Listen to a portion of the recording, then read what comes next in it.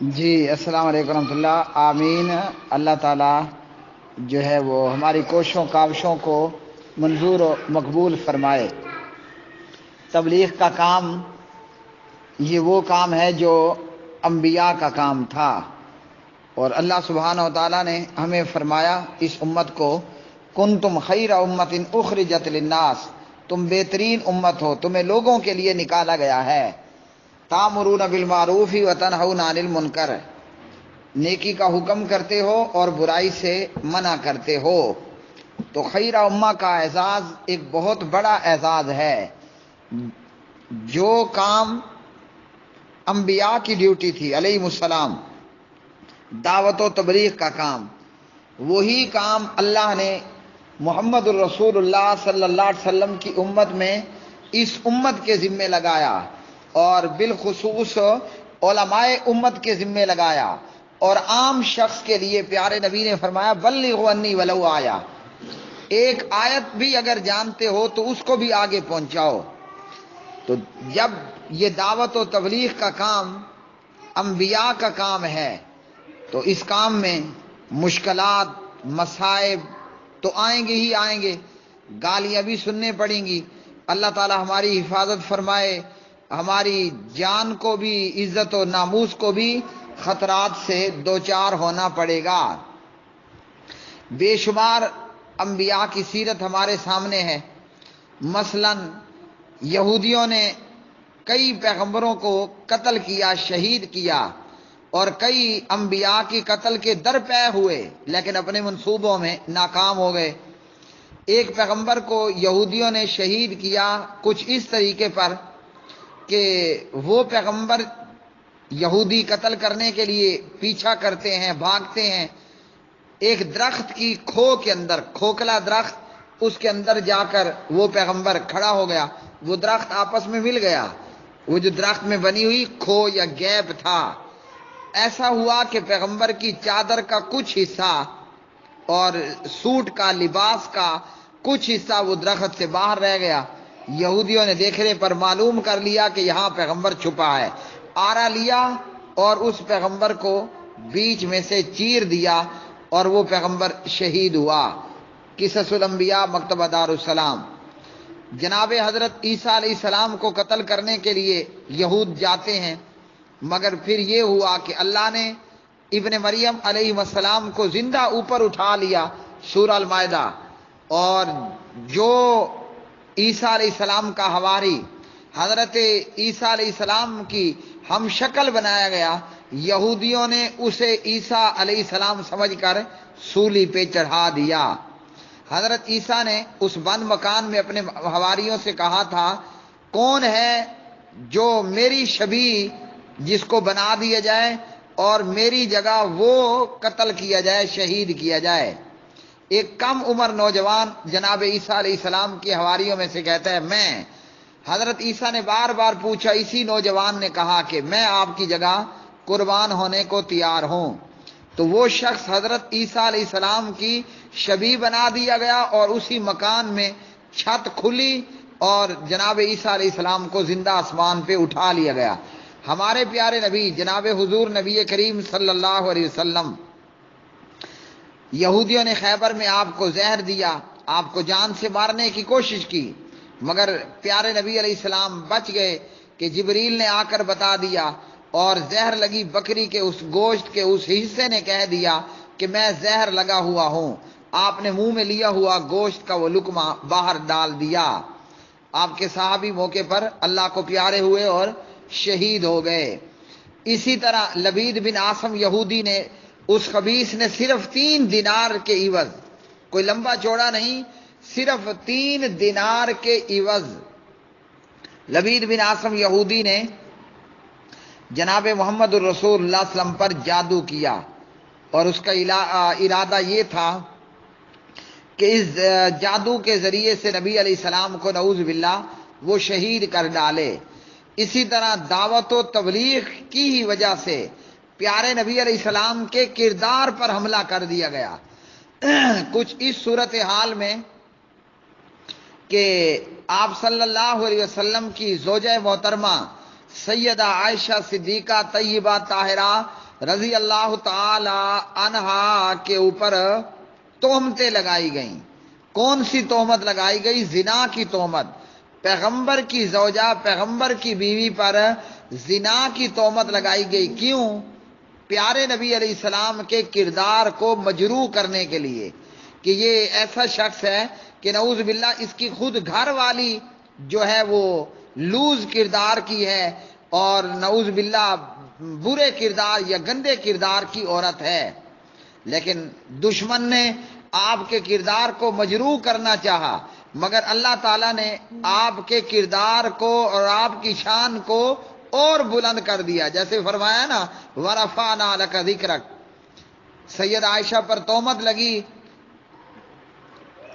ویسے تو گواہ انسان آ کر گواہیاں دیتے ہیں کہ بھئی ہم گواہی دیتے ہیں کہ یہ شخص بے گناہ ہے اور یہ پاک دامن ہے، لیکن اللہ نے وَرَفَعْنَا لَكَ ذِكْرَكَ، چونکہ آپ کا ذکر بلند کرنا تھا، تو جب سید عائشہ پر تہمت لگی، عائشہ کی پاک دامنی کی گواہی میں کوئی انسان، کوئی مخلوق، کوئی بشر، کوئی جن، کوئی جبریل، کوئی ملائکہ، کوئی اسرافیل، کوئی ملک الموت، کوئی فرشتہ نہیں بولا، بلکہ عائشہ کی پاک دامنی کا اعلان ہوتا ہے عرش بری سے۔ عرش پر مستوی رب تعالیٰ نے، کائنات کے پروردگار نے عائشہ صدیقہ رضی اللہ تعالی عنہا کی برات کا پاک دامن ہونے کا اعلان کیا۔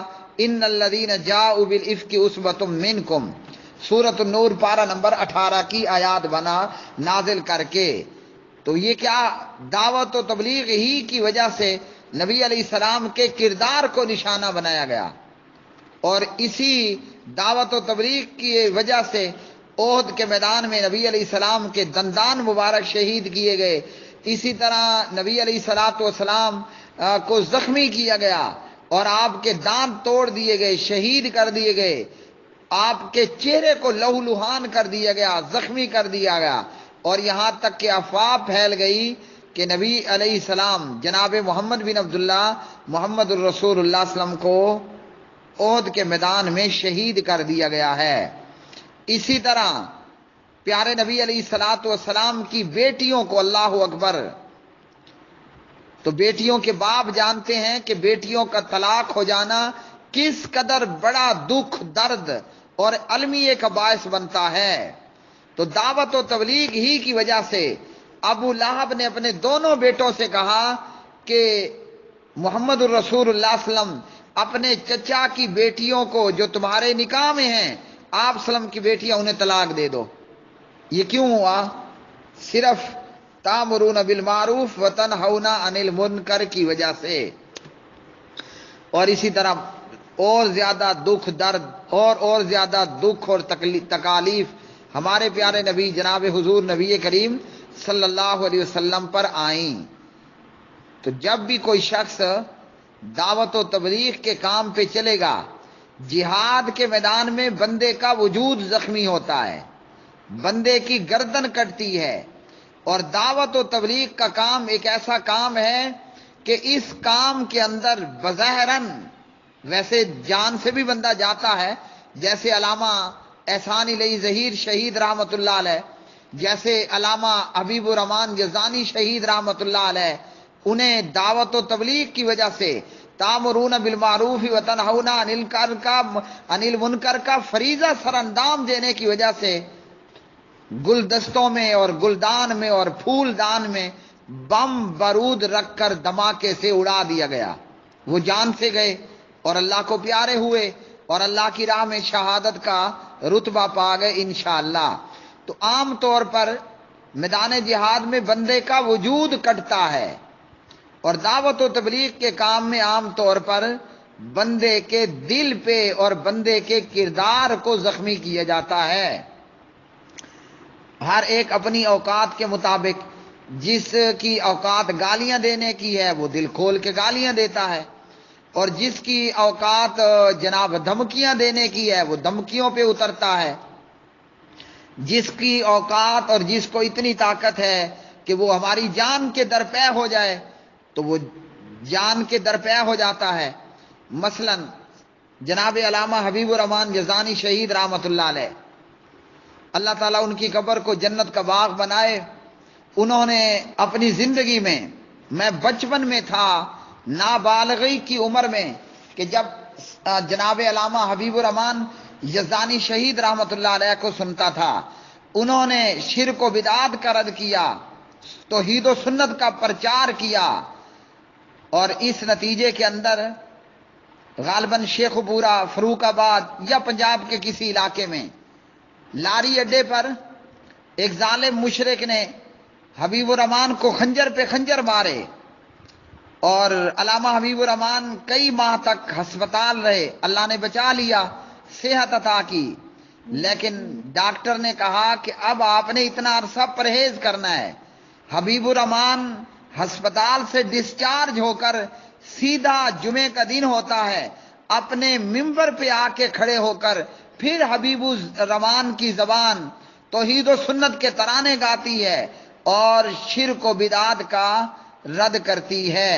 اسی طرح ہمارے سامنے ہے کہ تأمرون بالمعروف وتنہون عن المنکر کی وجہ سے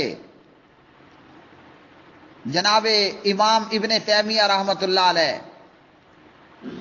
انہیں جیل جانا پڑا، یہاں تک کہ ان کی موت جیل کے اندر ہوئی، ان کی وفات جیل کے اندر ہوئی۔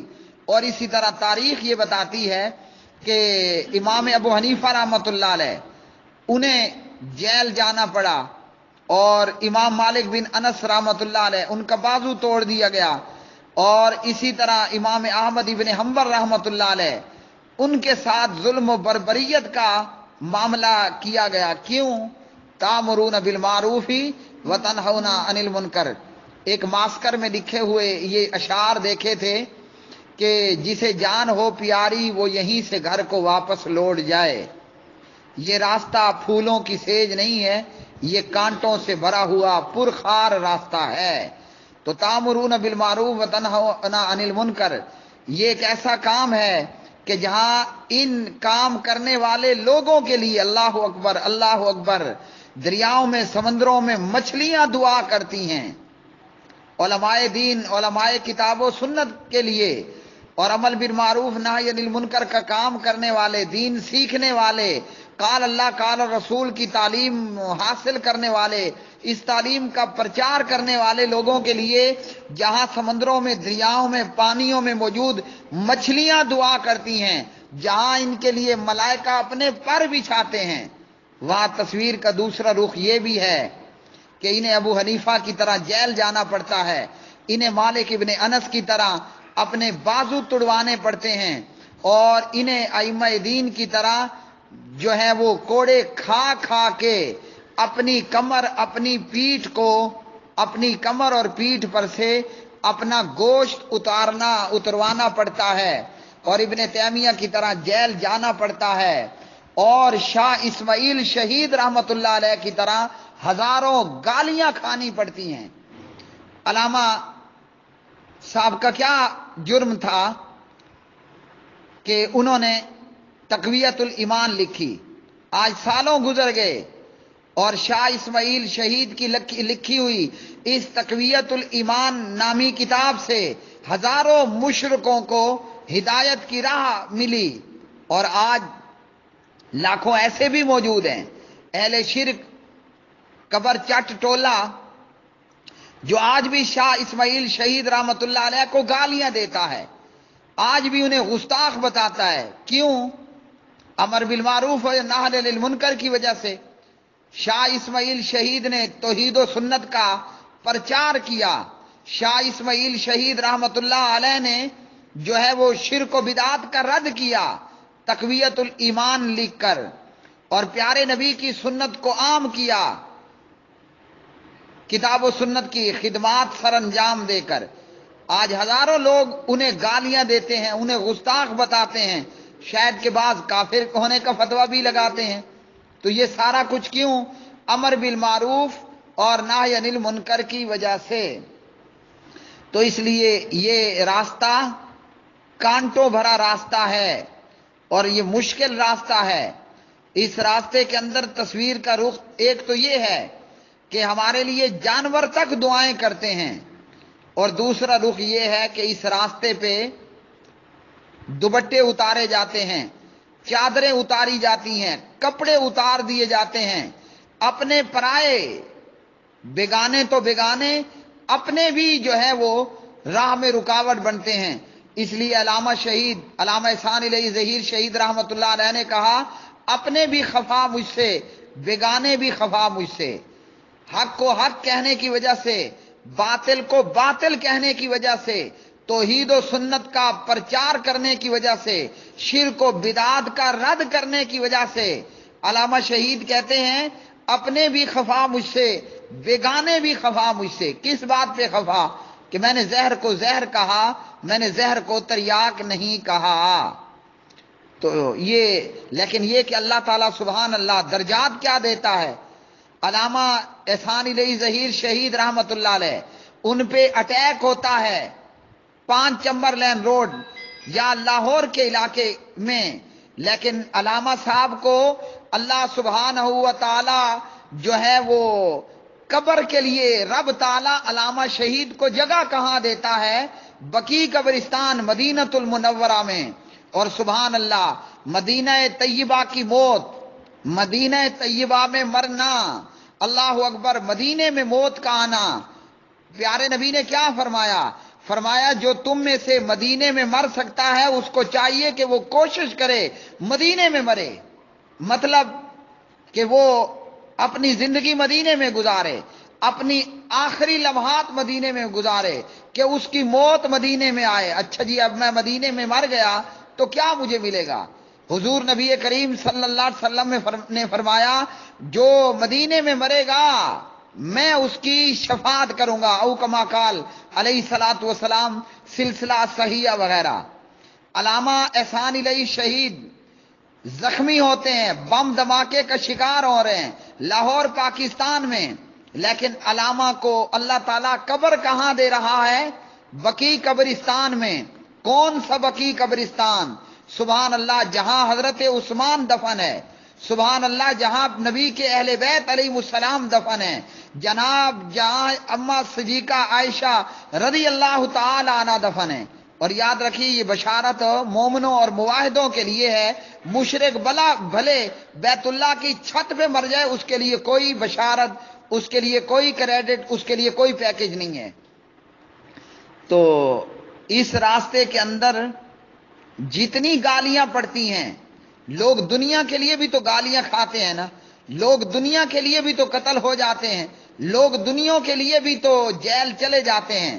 علامہ یوسف پسروری حافظہ اللہ فرماتے ہیں یہ جیل تو ہمارے سسرال کا گھر ہے، تو اس لیے جب امر بالمعروف اور نہی عن المنکر کا کام کرنا ہے تو پھر گالیوں سے اور دھمکیوں سے اور جان کے ڈر سے گھبرانا نہیں، پریشان نہیں ہونا، پیچھے نہیں ہٹنا۔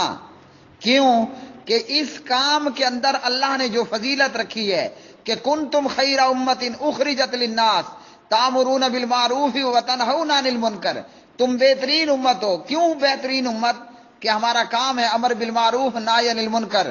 ہم اگر کسی کو نیکی پر دلالت کریں گے، نیکی کرنے والا بھی اپنے نیک عمل کا ثواب پائے گا، اور نیکی پر دلالت کی وجہ سے ہمیں بھی ثواب ملے گا، اور نیکی کرنے والے کے ثواب میں بھی کوئی کٹوتی نہیں ہوگی۔